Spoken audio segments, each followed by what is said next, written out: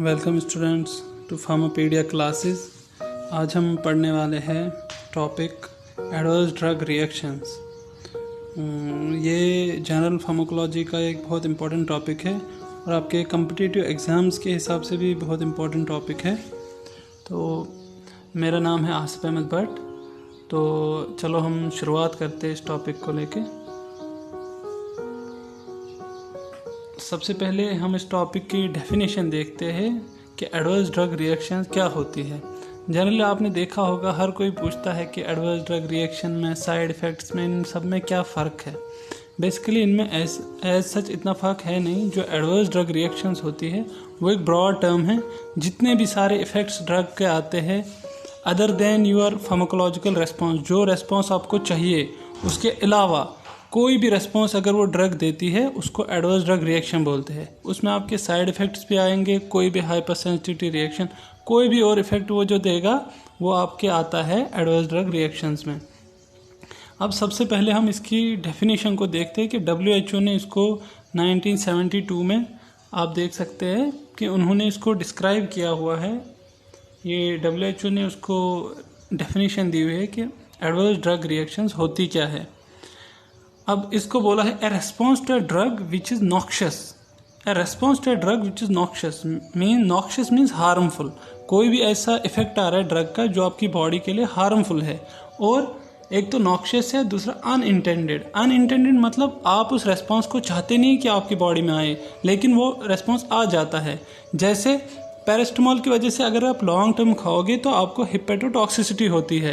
आप कोई नहीं चाहता कि मेरे कोई ड्रग लेने से हिपेटोटॉक्सिसिटी मतलब मेरा लिवर डैमेज हो जाए, लेकिन वो आ जाता है। इसीलिए उसको अनइंटेंडेड बोलते हैं कि मैं चाहता नहीं था ये हो, लेकिन वो हो जाता है। और नॉक्शियस मतलब हार्मफुल होता है क्योंकि ये आपकी बॉडी को किसी बुरे तरीके से इफेक्ट कर सकती है। और ये कब आती है? Which occurs in normal therapeutic doses. आप देखो नॉर्मल थेरेप्यूटिक डोज होता है ये।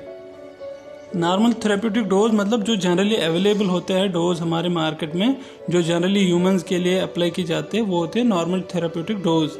उस डोज पे अगर कोई भी ऐसा इफेक्ट आता है जो आपकी बॉडी के लिए हार्मफुल है या आप चाहते नहीं ऐसा आ जाए, तो उसको हम एडवर्स ड्रग रिएक्शन बोलते हैं। अब हम आते हैं इसके टाइप्स पे। टाइप्स पे आने से पहले हम इस टॉपिक को देखते हैं कि इस टॉपिक की जो एडवर्स ड्रग रिएक्शंस है इनको हम क्यों पढ़ रहे हैं, इसकी शुरुआत कहाँ से हुई। क्योंकि जो इसकी शुरुआत है, जो इसकी बिगिनिंग है, वही बहुत इंपॉर्टेंट है इस टॉपिक को समझने के लिए।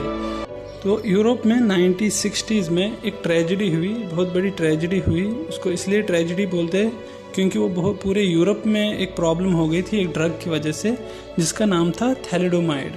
ये थैलिडोमाइड ड्रग से क्या हुआ कि जो विमेंस, जो प्रेग्नेंट विमेंस थी, उनको सुबह सुबह आप देखोगे एक नोजिया लाइक कंडीशन होती है, उनको वॉमिटिंग की फीलिंग आ जाती है कि उनको वॉमिटिंग सा फील आता है। तो उस वॉमिटिंग को क्योर करने के लिए वो एक ड्रग लेते थे, थैलिडोमाइड ड्रग। उस थैलिडोमाइड की वजह से उनमें क्या हुआ कि उनके जो बेबीज़ थे उनमें एक डिफॉर्मिटी आ गई उनके लेग्स में और उनके आर्म्स में, जिसको हम मेडिकल टर्म में फोकोमेलिया बोलते हैं।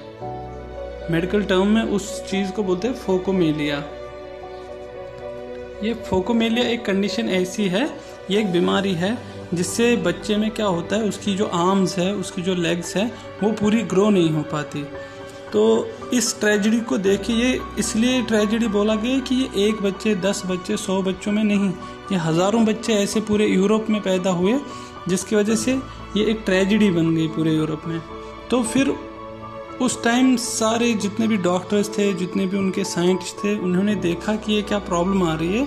तो उन्होंने एक स्टडी की, रिट्रोस्पेक्टिव स्टडी बोलते हैं इसको, कि अब एक आपके पास प्रॉब्लम आ गई है कि क्या प्रॉब्लम हुई है, अब इसको हमें चेक करना है किस वजह से हुई है। तो हम बैक डेट में जाते हैं, उसकी हिस्ट्री चेक करते हैं।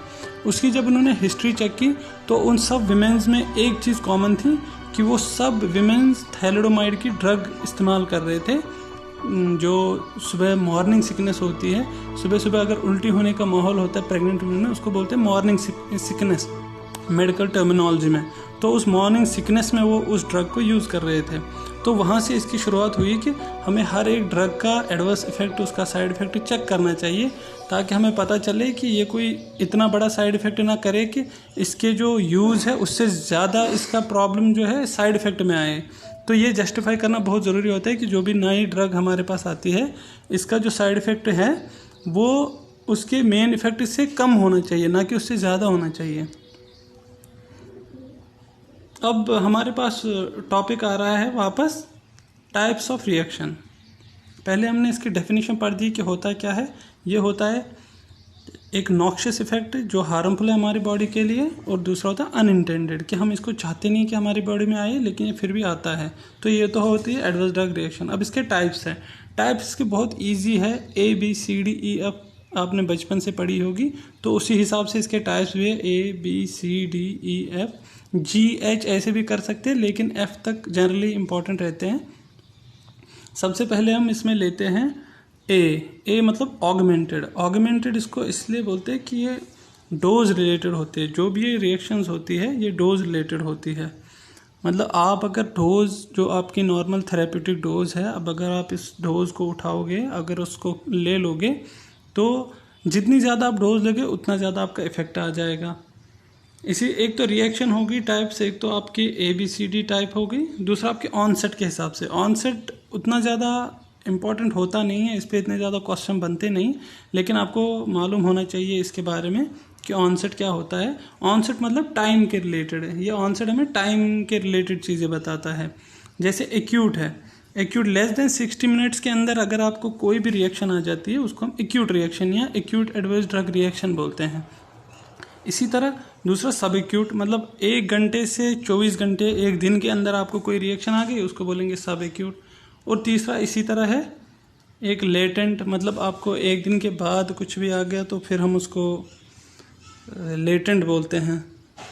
अब हम सबसे पहला जो टाइप है, जो इम्पोर्टेंट टाइप है इसका एडवर्स ड्रग रिएक्शंस का, वो है ए फॉर मैंने पहले ही बोला था ऑगमेंटेड। ऑगमेंटेड इसको बोलते हैं, ये जो रिएक्शंस होते हैं ऑगमेंटेड रिएक्शंस, ये डोज डिपेंडेंट होती है। मतलब अगर आप डोज ज़्यादा लोगे तो इसका इफेक्ट ज़्यादा आएगा, अगर आप डोज कम करोगे तो इफेक्ट कम आएगा। तो ये दूसरी इन ऑगमेंटेड रिएक्शंस में क्या चीज़ होती है, ये प्रिडिक्टेबल होती है। मतलब वही है कि अगर आप डोज ज़्यादा लोगे, आपको पता है इस ड्रग के अगर मैं ज़्यादा डोज लूँगा तो मुझे ये प्रॉब्लम ज़्यादा हो सकती है। जैसे हम बारबिचरेट्स अगर ज़्यादा लेंगे तो हैंगओवर ज़्यादा हो जाएगा। इसी तरह आप एग्जाम्पल देख लो, ये प्रिडिक्टेबल होती है, प्रिडिक्टेबल इनको प्रिडिक्ट कर सकते हैं। तीसरा लो मोटिलिटी, मतलब इफेक्ट तो ज़्यादा आएगा लेकिन इसमें डेथ होने के चांसेस बहुत कम है, ज़्यादा चांसेस होते हैं नहीं मरने के। तो अब आप इसके एग्जाम्पल देख लो। सबसे पहली एग्जाम्पल जो हमने ली है वो है बीटा ब्लॉकर। बीटा ब्लॉकर आपको पता है कहाँ काम आते हैं, जनरली हार्ट की कंडीशन में, एरिथमिया वगैरह प्रॉब्लम आती है आपकी बॉडी में, तो वह हम बीटा ब्लॉकर लेते हैं। मतलब एरिथमिया मतलब आपकी हार्ट बीट बहुत ज़्यादा फास्ट हो रही है, तो तब हम बीटा ब्लॉकर लेते हैं। अब अगर बीटा ब्लॉकर की डोज ज़्यादा हो गई, नॉर्मल थेरेप्यूटिक डोज जो आती है मार्केट में वो आपने ज़्यादा ले ली, तो उससे क्या होगा, वो बहुत ज़्यादा हार्ट बीट कम करेगा, क्योंकि इनका रोल ही होता है हार्ट बीट कम करनी है। लेकिन डोज ज़्यादा हो गई तो वो बहुत ज़्यादा कम करेगा।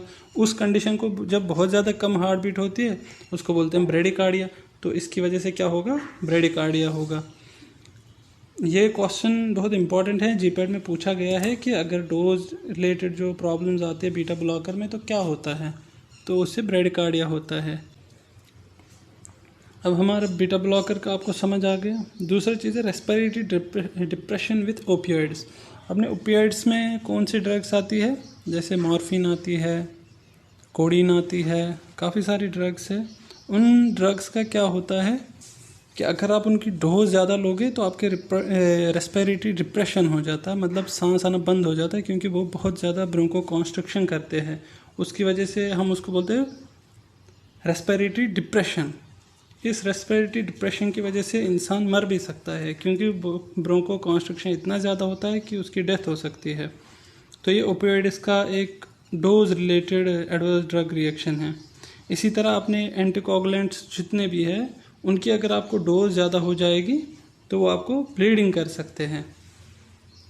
इसी तरह और एक एग्जांपल नाइट्रेट्स की है। नाइट्रेट्स अगर आप ज़्यादा डोज ले लेते हो, नाइट्रोग्लिसरीन वगैरह, तो उनमें आपको प्रॉब्लम आती है, हेडेक की प्रॉब्लम आती है, सर दर्द होना शुरू हो जाता है, क्योंकि ये वेसल्स को डायलेट करता है बॉडी की, इसलिए इसमें हेडेक की प्रॉब्लम शुरू हो सकती है। अब इसका मैनेजमेंट कैसे कर सकते हैं, इसको ठीक हम कैसे कर सकते हैं? हमने पहले ही बोला कि ये डोज रिलेटेड है। डोज रिलेटेड है तो हमें डोज थोड़ी कम करनी चाहिए, इसीलिए मैनेजमेंट में हमने बोला रिड्यूस द डोज और विथहोल्ड ड्रग, या कुछ टाइम के लिए उस ड्रग को अब लेना बंद करो। अब हम दूसरा एडवर्स ड्रग रिएक्शन पढ़ रहे हैं, जिसको हम बोलते हैं बी फॉर बिज़ार। ये बिज़ार ड्रग रिएक्शन ऐसी रिएक्शंस होती है जो नॉन डोज रिलेटेड है। नॉन डोज रिलेटेड मतलब इनका डोज से कोई रिलेशन नहीं है, ये आपको किसी भी डोज में ये रिएक्शंस आपकी बॉडी में हो सकती है। फॉर एग्ज़ाम्पल जैसे पेनिसिलिन ड्रग है, आपने देखा होगा जब भी कोई पेनिसिलिन क्लास की हम ड्रग देते हैं, बीटा लैक्टम एंटीबायोटिक्स, अगर उनको इंजेक्ट करना होता है, उनको इंजेक्ट करने से पहले एक टेस्ट डोज लगाई जाती है। टेस्ट डोज लगाने का मतलब यही होता है कि वो चेक करते हैं कि इस ड्रग से कोई रिएक्शन होता है या नहीं होता। तो मतलब इसका डोज से कोई रिलेशन नहीं है। ये आपको 50 mg में भी ये रिएक्शन आ सकती है, 100 में भी आ सकती है, 200 में भी आ सकती है, 500 में भी कभी भी आ सकते हैं। इसीलिए इनको बोला गया है अनकॉमन, कि ये कॉमन ये रिएक्शंस होती नहीं है। किसी भी इंसान में आ सकती है, किसी में नहीं आ सकती, तो कॉमन ये नहीं होती, ये किसी हर एक में नहीं आती, किसी किसी में आती है। इनका फार्माकोलॉजिकल एक्शन से कोई रिलेशन नहीं है। फार्माकोलॉजिकल जो एक्शन इसका होता है उसका और इसका आपस में कोई रिलेशन नहीं है। ये एडवर्स ड्रग रिएक्शन कोई हाइपर सेंसिटिविटी रिएक्शन हो सकती है। तो हाइपर सेंसिटिविटी और जो उसका मेन फार्माकोलॉजिकल एक्शन है, इनमें कोई आपस में कोई रिलेशन नहीं है। तीसरी चीज़ है अनप्रेडिक्टेबल है। आप किसी इंसान को नहीं बोल सकते इसकी इस ड्रग से रिएक्शन होगी या नहीं होगी, इस ड्रग से किसी पर्टिकुलर आदमी की रिएक्शन होगी या नहीं होगी, तो इसीलिए इनको बोलते हैं हम अनप्रेडिक्टेबल, इसको आप प्रिडिक्ट नहीं कर सकते। और सबसे लास्ट में हाई मोटेलिटी। हाई मोटेलिटी मतलब इससे मरने के चांसेस बहुत ज़्यादा है। जैसे हमने फर्स्ट में बोला था, जो ऑगमेंटेड रिलेशंस है, हमने बोला था इनमें मोटेलिटी के चांसेस कम हैं, लेकिन इनमें बहुत ज़्यादा है। और इस टर्म को हम एक मेडिकल टर्म में बोलते हैं आइडियोसिनक्रेसी। आइडियोसिनक्रेसी क्यों बोलते हैं? आइडियोसिनक्रेसी ऐसी प्रॉब्लम होती है जो हर इंडिविजुअल की एक अलग अपनी एक अलग इनहेरेंट प्रॉपर्टी होती है, अलग अलग प्रॉपर्टी होती है हर इंडिविजुअल की। एक ही ड्रग किसी इंसान में अच्छा इफेक्ट दे सकती है, दूसरे इंसान में वही ड्रग एलर्जी क्रिएट कर सकती है। आपने देखा होगा कोई आदमी ऐसा होता है जिसको अंडे खाने से, एग खाने से एलर्जी हो जाती है, और कोई आदमी ऐसा है जो दिन में 20-20, 10-10 अंडे खाता है, उसको कोई प्रॉब्लम नहीं होता, उसका शरीर बहुत अच्छा हो जाता है। तो इसी तरह ड्रग का भी एक इफेक्ट है कि वो आइडियोसिनक्रेटिक होता है, मतलब किसी इंसान में वो रिएक्शन कर सकता है, किसी में वो बहुत अच्छा इफेक्ट दे सकता है। तो इसीलिए हमने इसको बोला अनप्रेडिक्टेबल, इसको आप प्रिडिक्ट नहीं कर सकते कि ये किस में होगा किस में नहीं होगा, और मरने के चांसेस बहुत ज़्यादा है, इसलिए हाई मोटेलिटी बोला। अब इसमें आप एग्जांपल देख लो, एनाफाइलैक्सिस टू पेनिसिलिन। पेनिसिलिन की हमने पहली बात की, इसकी जब भी ड्रग लेते हैं, इसकी सबसे पहले या तो वो बोलते हैं कि आप ये पहले ले रहे थे, डॉक्टर या नर्स जब आपको इंजेक्ट करते हैं बोलते हैं आप ये पहले ले रहे थे, पहली बार ले रहे हो। अगर आपने बोला आप पहली बार ले रहे हो तो सबसे पहले आपको एक टेस्ट डोज लगाएंगे। टेस्ट डोज करने का मतलब यही है कि देखना है कि इसके रिएक्शन होती है या नहीं, क्योंकि अगर आपके उसमें रिएक्शन हो गई और उसने सीधा उसको इंजेक्ट कर लिया, वो आपकी बॉडी में रिएक्शन ऐसा कर सकता है कि आपकी within no time death हो सकती है, इसीलिए उसकी टेस्ट डोजिंग की जाती है। इसी तरह मैलिग्नेंट हाइपोथर्मिया होती है जनरल एनास्थेटिक। जनरली ये हेलोथिन एक ड्रग आती है जनरल एनास्थेटिक्स में, उसका एक मेजर साइड इफेक्ट है कि वो मैलिग्नेंट हाइपोथर्मिया करता है। मैलिग्नेंट हाइपरथर्मिया से आपको पता चल रहा होगा कि इसमें बहुत ज़्यादा टेम्परेचर बढ़ जाता है बॉडी का। मैलिग्नेंट मतलब वो इस हद तक बढ़ जाता है कि आपकी डेथ हो सकती है, उसको बोलते हैं मैलिग्नेंट हाइपोथर्मिया। तो ये इनका, जैसे पेनिसिलिन का आपने एग्जांपल देखा, आपने जनरल एनेस्थेटिक में ज़्यादातर हेलोथिन ड्रग आती है उसका एग्जांपल देखा। इनमें क्वेश्चंस आए हुए जीपैट में, इनको आप याद कर लीजिएगा अच्छे से। तो अब इसका मैनेजमेंट कैसे है, इसको हम ठीक कैसे कर सकते हैं? अब इसको जनरली आप ऐसे डायरेक्टली ठीक नहीं कर सकते, आपका ठीक करना यही है कि आप उसको ड्रग को अवॉइड करें, उसको आप आगे से कभी नहीं ले। अगर आपको उस ड्रग से रिएक्शन हो रहा है तो आप इसको अवॉइड कर दें। अब हम थर्ड टाइप पे आते हैं, सी टाइप। सी हमने पहले ही पढ़ा था टाइप सी। सी मतलब chemical related, C for chemical. Chemical related मतलब ये जो ड्रग होती है उसका जो केमिकल स्ट्रक्चर है, उसके केमिकल के स्ट्रक्चर की वजह से प्रॉब्लम होती है।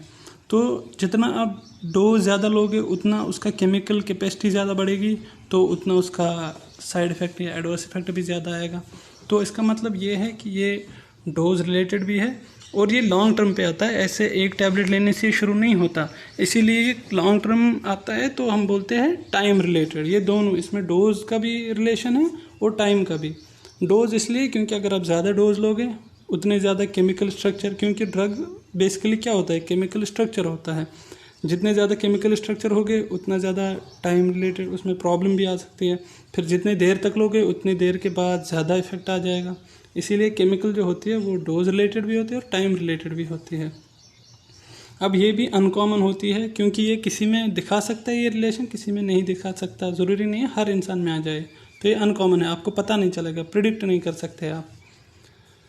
और ये related to cumulative dose. Cumulative dose हम उस चीज़ को बोलते हैं जहाँ हम काफ़ी टाइम तक एक ड्रग कंटिन्यूसली खाते जाते हैं, मतलब वो अंदर बॉडी में जमा होती जाती है। जब वो केमिकल स्ट्रक्चर आपकी बॉडी में कंटिन्यूसली जमा होता जाता है, फिर एक टाइम के बाद वो इतना उसका अमाउंट हो जाता है कि वो आपकी बॉडी में कोई टॉक्सिक इफेक्ट क्रिएट करता है या कोई ऑर्गन डैमेज करता है।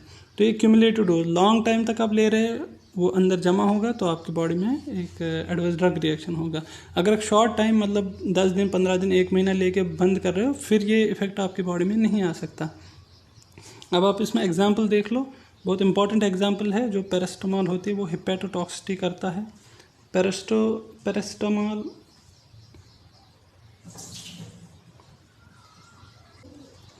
पैरास्टामोल का आप देखोगे जो स्ट्रक्चर होता है उसमें एसिटाइल ग्रुप होता है, एसिटामिनोफेन। एक फिनाइल रिंग होती है, एक एसिटाइल ग्रुप होता है और एक एमिनो ग्रुप होता है। लेकिन जो इसका केमिकल स्ट्रक्चर जब आप देखोगे वो कन्वर्ट होता है एसिटामिनो बेंजोइमीन में कन्वर्ट होता है वो, तो वो आगे प्रॉब्लम करता है हिपेटोटॉक्सिसिटी। तो अब इस जो केमिकल रिलेटेड या chemical dose related and time related जिसको हमने टाइप सी बोला, वो कैसे आप ठीक कर सकते हैं, उसका मैनेजमेंट कैसे करोगे।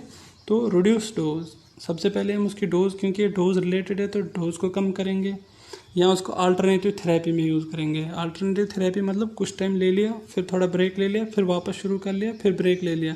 उससे वो जो बीच में गैप मिलता है आपकी बॉडी में, उससे वो ड्रग एलिमिनेट होती जाएगी। जब आपकी बॉडी वापस फ्रेश हो जाएगी तो वापस आप उस ड्रग को ले सकते हो, कि उसका जो क्यूमुलेटिव पावर है वो कम हो जाएगा। और प्रोलॉन्ग, हमने पहले बोला ये टाइम रिलेटेड है, जितना लेट तक आप इसको लेते रहोगे उतना ज़्यादा ही आपको इफेक्ट कर सकता है। तो इसको कोशिश करो कि कम समय के लिए ले, वापस गैप ले, वापस अगर आपको कोई प्रॉब्लम हो रहा है तो वापस लेना शुरू करें। लेकिन इसमें गैप देना बहुत ज़रूरी है, वरना डेफिनेटली आपको कोई भी एडवर्स रिएक्शन हो सकता है। टाइप डिपेंड करता है कि आप कौन सी ड्रग ले रहे हो। ये सी हो गया। अब हम डी पे आते हैं। D for type D for delayed. Delayed मतलब ये डिलेड वर्ड से आपको पता चल रहा होगा कि ये लॉन्ग टर्म आता है, काफ़ी टाइम के बाद इफेक्ट आता है। जैसे हमने स्टार्टिंग में एग्जांपल पढ़ा था कि थैलेडोमाइड डिज़ास्टर की बात हमने की थी। थैलेडोमाइड डिज़ास्टर क्या हो रहा था, वो जब विमेन जो प्रेग्नेंट होती है वो जब ड्रग ले रही थी, तो 1 साल बाद या 9 महीने बाद जब बेबी पैदा होता है तब उनको वो इफ़ेक्ट पता चल रहा था कि इस ड्रग ने ये इफ़ेक्ट किया, मतलब 1 साल बाद उनको पता चल रहा है। तो कोई ड्रग ऐसा इफेक्ट देती है वो बहुत टाइम बाद आपको पता चलेगा। शॉर्ट टाइम में आपको ऐसा लगेगा कि मेरी बॉडी बिल्कुल फिट है, कोई प्रॉब्लम नहीं है, लेकिन लॉन्ग टर्म में फिर अचानक से कोई ऐसा प्रॉब्लम शुरू होता है, ऑर्गन में कोई दर्द शुरू होता है, कोई प्रॉब्लम शुरू होता है। फिर जब आप टेस्टिंग करते हो तो आपको पता चलता है कि ऐसा प्रॉब्लम हुआ है, तो वो किसी ड्रग के एडवर्स रिएक्शन के कारण हुआ होता है। हत्ता कि उस टाइम हो सकता है आपको उस टाइम कोई ऐसी प्रॉब्लम है ही नहीं, कोई ड्रग ले नहीं रहे हो, लेकिन वो लॉन्ग टर्म आपको इफेक्ट पता चल जाता है। तो ये डिलेड भी एक अनकॉमन चीज़ है, ये आप प्रेडिक्ट नहीं कर सकते हो, हर एक में नहीं हो सकती, डिपेंड करता है किसी की बॉडी उसको जल्दी एलिमिनेट कर रही है, किसी की उसको क्यूमुलेट कर रही है। ये हर इंसान की अपनी अपनी एक आइडियोसिंक्रेटिक प्रॉपर्टी होती है। और डिलेड हमेशा डोज रिलेटेड ही होती है, इसमें डोज का बहुत इफेक्ट है। अगर आप डोज ज़्यादा ले रहे हो तो वो क्यूमुलेटिव पावर जो ड्रग का होता है वो बढ़ता जाएगा। मतलब अगर आप हर दिन 500 mg ले रहे हो, हर दिन 500, 1 साल के लिए, 2 साल के लिए, वो अंदर जमा होती जाएगी। एक टाइम पे वो मतलब उसकी जो जमा होने की कैपेसिटी वो बहुत जल्दी बढ़ जाती है। एक है आप 200 mg ले रहे हो, दूसरा आप 500 mg ले रहे हो। 500 mg में उसकी जो अमाउंट अंदर रहेगा वो ज़्यादा रहेगा, 200 mg में कम रहेगा। इसीलिए आपको डोज इसमें कम करनी चाहिए अगर आप कोई ड्रग ले रहे हो जिसका एक डिलेड टाइम रिलेटेड इफेक्ट आता है। अब आप इसकी एग्जाम्पल देख लो। इसकी एग्जाम्पल बहुत इंपॉर्टेंट है। जैसे फेनेटोइन है, इसका एक टेरिटोजेनिक इफेक्ट आता है। ये क्या करता है, जो टेरिटोजेनिक इफेक्ट आपको पता है, पहले ही बोला है कि जो ड्रग एक मदर खाती है और उसका इफेक्ट एक बच्चे में आता है, उसको टेरिटोजेनिक इफेक्ट बोलते हैं। इसी तरह जो फेनेटोइन ड्रग होती है वो क्या करती है, जो बेबी होता है, पैदा होता है, उसमें शुरुआत पैदा होती है उसमें ब्रेडिकार्डिया की प्रॉब्लम आ जाती है इसकी वजह से। इसी तरह एंटी साइकोटिक ड्रग्स जो होते हैं वो टार्डिव डिस्काइनेसिया करता है, मतलब आपके चेहरे में जो मसल की मूवमेंट्स होती है उनमें प्रॉब्लम आ जाती है। और जो एनाल्जेसिक्स है, एनाल्जेसिक्स मतलब NSAIDs, पैरासीटामोल है, डाइक्लोफेनेक है, ये सारी ड्रग्स, इनको NSAID ड्रग्स बोलते हैं एनाल्जेसिक्स को। ये नेफ्रोपैथी करते हैं, ये आपकी किडनीज़ को डैमेज करते हैं। ये किडनीज़ में क्या प्रॉब्लम करते हैं, एक हीमोडाइनमिक चेंज आता है आपकी बॉडी, जो किडनी है उसमें जो ब्लड का फ्लो है उसको चेंज करते हैं। उसके आपका जो यूरिन आउटपुट है वो भी कम हो जाता है और लॉन्ग टर्म पे वो बहुत प्रॉब्लम करता है, आपकी किडनी डैमेज हो जाती है। अब मैनेजमेंट में मेनली आप तो यहाँ तो डोज कम कर लो, एक लॉन्ग टाइम वापस जिस तरह हमने सी में पढ़ा था कि लॉन्ग टाइम लेने से बेटर है कि आप अल्टरनेटिव टाइम में लो, थोड़ा बीच में गैप लो, उससे इन चीज़ों को हम ठीक कर सकते हैं। अब हम इसका अगला इफेक्ट जो एडवर्स ड्रग रिएक्शन है type E for end of use या विड्रावल। एंड ऑफ यूज़ मतलब आपने इसका इस्तेमाल करना बंद कर दिया या उसका विड्रावल आ गया, तो उसको बोलते हैं एंड ऑफ यूज़। जब आप किसी चीज़ को एब्रप्टली मतलब अचानक से यूज़ करना बंद करते हैं तो उसकी वजह से भी आपकी बॉडी में प्रॉब्लम आ सकती है। और ये हर ड्रग के साथ नहीं है, किसी किसी ड्रग में ये प्रॉब्लम आता है कि अगर आप उसको अचानक से बंद करना शुरू कर दे, मतलब आप अभी तक ले रहे थे और आज से आपने अचानक से उसको लेना बंद कर दिया, तो वो आपके विड्रावल सिम्टम्स दिखाता है। उससे जो इफेक्ट आता है उसको बोलते हैं एंड ऑफ यूज़ या विड्रावल इफेक्ट। और ये अनकॉमन होता है, किसी में ये दिखा सकता है, किसी में नहीं दिखा सकता। और कब आता है, पहले ही बोला हमने, नाम से पता चल रहा है आपको, विड्रावल। जब हम किसी ड्रग को विड्रा करते हैं मतलब यूज़ करना बंद करते हैं एब्रप्टली मतलब अचानक से हमने लेना बंद कर लिया, तो वो आपको इस तरह का इफेक्ट दिखा सकता है। अब आप इसमें एग्जांपल देख लो, आपको एग्जांपल से थोड़ा आइडिया लग जाएगा। जैसे फेनेटोइन जब हम लेते हैं, फेनेटोइन किस क्लास की ड्रग है, ये एंटी इपिलेप्टिक ड्रग है या एंटी कन्वल्जेंट भी बोलते हैं, उसमें हम फेनेटोइन यूज़ कर सकते हैं। फेनेटोइन जो यूज़ होती है, अगर आप इसको कंटिन्यूसली ले रहे हो, आपके किसी को सीज़र आ रहा है और वो इस ड्रग को ले रहा है, इस फेनेटोइन ड्रग को ले रहा है, वो फेनेटोइन ड्रग को अगर वो अचानक से लेना बंद कर दें तो उसको वापस सीज़र शुरू हो जाएंगे। और वो सीज़र जो वापस आएगा विड्रॉल सिम्टम की वजह से, वो इतना ज़्यादा झटका होगा, वो इतना ज़्यादा, वो सीज़र जनरली हम मिर्गी को बोलते हैं हिंदी में, वो मिर्गी इतनी ज़्यादा भयानक होगी कि हो सकता है उसकी डेथ हो जाए। तो इसीलिए हम इन जैसी ड्रग्स जिनके विड्रॉल सिम्टम्स आते हैं, जिनकी विड्रॉल रिएक्शंस होती है, उनको हम एब्रप्ट बंद नहीं करते, उनको हम एक स्टेप वाइज बंद करते हैं। जैसे पहले डोज थोड़ी कम कर दी, फिर उससे कम कर दी, फिर उससे कम कर दी, फिर उससे कम कर दी, इस तरह से इनका विड्रॉल किया जाता है। इनको एकदम से बंद नहीं किया जाता। जैसे बेंजोडाइज़पिन, कोई जिसको हम बोलते हैं नींद की, कोई नींद की गोली खा रहा है, काफ़ी टाइम हो गया, उसने अचानक से नींद की गोली लेना बंद कर दिया, तो उससे उसका क्या होगा, वो बेंजोडाइज़पिन्स क्या करते हैं, आपके नींद आने का काम करते हैं। हम उसको जनरली देते हैं सीडेटिव हिप्नोटिक, मतलब नींद आने के काम करते हैं। अगर आप इन ड्रग्स को लेना अचानक से बंद कर दें तो ये क्या कर दे, आपको इंसोम्निया हो जाएगा, मतलब आपको नींद आना ही बंद हो जाएगी। पहले आप मान लो आपको 4 घंटे नींद नहीं आती थी, फिर आ जाती थी, अब आपको बिल्कुल पूरी रात नींद ही नहीं आएगी, ऐसा इफेक्ट आता है। फिर जो विड्रॉल इफेक्ट होता है वो उससे ज़्यादा तेज़ होता है।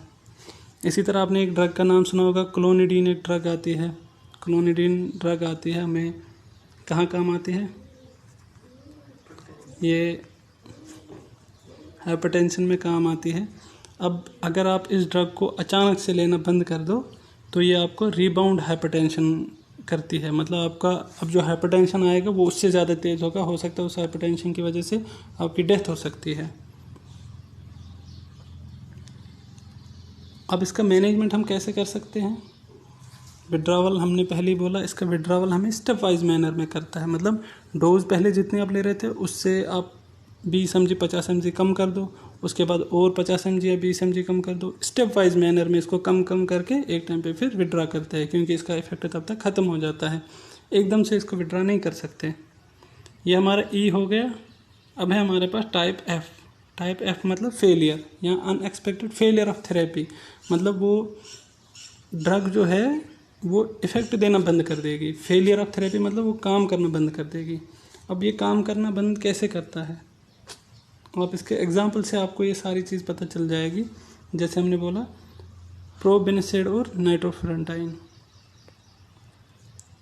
ये प्रोबेनिसेड और नाइट्रोफुरेंटाइन में क्या होता है, जब इनका एलिमिनेशन टाइम आता है, प्रोबेनिसेड जहाँ पे एलिमिनेट जिसको होना होता है, जब ये किडनी से एलिमिनेट होता है, जब इसको एलिमिनेशन का टाइम आता है, जहाँ पे ये अटैच होता है बाहर निकलने के लिए, नाइट्रोफुरेंटाइन भी वहीं से अंदर जाता है। नाइट्रोफुरेंटाइन कहाँ काम आती है हमें? ये आते हैं यूटीआई में काम, यूरिनरी ट्रैक इन्फेक्शन में। अब इसको भी उसी जगह से बाहर जाके इसको जहाँ पे काम करना है, यूरिनरी ट्रैक में जाके इसको काम करना है, तो प्रोबेनिसेड उस जगह में बैठ जाता है जहाँ इसको बाहर निकलना होता है। तो ये वहाँ नहीं पहुँच पाता जहाँ इसको इफ़ेक्ट करना होता है। तो इसको हम क्या बोलते हैं? Failure of therapy. थेरेपी का काम बंद हो गया, इसने काम करना ही बंद कर दिया। तो दूसरा है रेजिस्टेंस टू एंटीमाइक्रोबियल्स, कि आप मेडिसिन तो ले रहे हो, आप एंटीबायोटिक तो ले रहे हो, लेकिन वो आपकी बॉडी में इफेक्ट ही नहीं दिखा रहा है। रेजिस्टेंस आ गया आपकी बॉडी में, आपको पता ही नहीं चल रहा है क्या इस ड्रग के। आप काफ़ी टाइम से बीमार हो रहे हो, आप काफ़ी टाइम तक बोलोगे मैं ठीक ही नहीं हो रहा है, इतनी सारी दवाइयाँ खा ली। तो वो एक्चुअल में होता क्या है, उन एंटीबायोटिक से आपकी रेजिस्टेंस हो गई होती है बॉडी में। उसने अपने आप को उस जो बैक्टीरिया अंदर होता है बॉडी में, उसने अपने आप को प्रिजर्व कर लिया आपके एंटीबॉडी से, आपके एंटीबायोटिक्स से। अब इसमें मैनेजमेंट कैसे करते हैं, इसको हम ठीक कैसे कर सकते हैं? इसका डोज हम बढ़ा देते हैं। जैसे अगर आपको 500 mg में कोई रेजिस्टेंस शुरू हुई है या 250 mg में रेजिस्टेंस हुई, तो आप 500 mg डोज दे दो। 500 mg में अगर रेजिस्टेंस है तो 650 दे दो, 1000 mg दे दो। उसके अकॉर्डिंग ही वो डोज इंक्रीज़ करते हैं, तो फिर वो ठीक हो जाते हैं। और अगर डोज से भी प्रॉब्लम नहीं ठीक नहीं हुआ तो फिर हम ट्रीटमेंट को चेंज करते हैं, फिर कोई दूसरे एंटीबायोटिक शुरू करते हैं हम। ये कुछ MCQs है इसी टॉपिक से रिलेटेड जो जीपैट में पूछे गए हैं, तो ये मैंने थोड़ा निकाले हैं आपके लिए। आपको अगर ये टॉपिक समझ आ गया तो आप एक बार इन क्वेश्चंस को देखो, इनके आंसर्स करने की कोशिश करो, कमेंट में इसके आंसर बताओ। और अगर आपका कोई क्वेश्चन सॉल्व नहीं हो रहा तो आप कमेंट में बताओ कौन सा क्वेश्चन सॉल्व नहीं हो रहा, उसकी एक्सप्लेनेशन मैं बता दूंगा आपको। 6 क्वेश्चंस है, आप इन 6 क्वेश्चंस को कर लेना और कमेंट में आंसर दे देना।